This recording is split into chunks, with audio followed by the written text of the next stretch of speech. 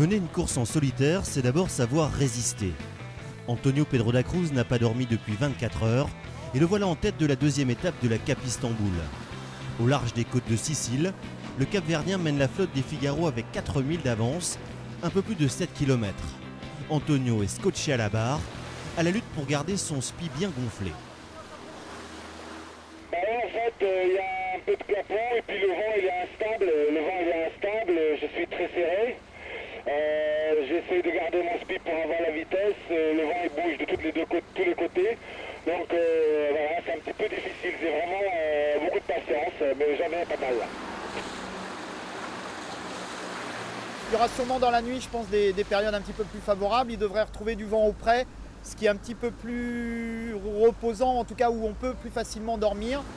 Là, il s'agit vraiment de conduire vite, de faire de l'écart avec l'adversaire et puis d'attendre des vents un peu plus favorables pour pouvoir se reposer dans de meilleures conditions. Il tient une bonne position et si j'étais sur l'eau, je voudrais bien être à sa place. Dans la nuit, Antonio est toujours en tête et augmente son avance à plus de 12 000, soit 20 km sur ses poursuivants. De quoi s'offrir dans les premières heures du matin une sieste pour le moins méritée à l'intérieur du bateau. Pendant plus d'une heure, le pilote automatique est seul au travail sur le pont et au réveil, le skipper est de nouveau d'attaque pour glisser au plus vite vers la ligne d'arrivée.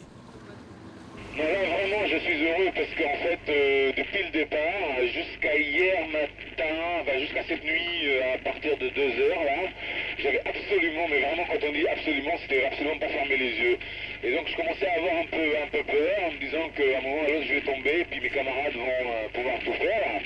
Et en fin de compte, là, maintenant, c'est génial parce que j'ai pu justement récupérer. Et là, c'est parti pour un bon moment, là. Mardi, rien n'était encore gagné pour le skipper de Baïko, car la meute des poursuivants avait touché les dividendes de son option au large. Au près, c'est-à-dire le vent dans le nez, les Figaro tiraient des bords dans 20 nœuds de vent et dans l'après-midi, l'avance de Baïko avait déjà fondu de plus de moitié.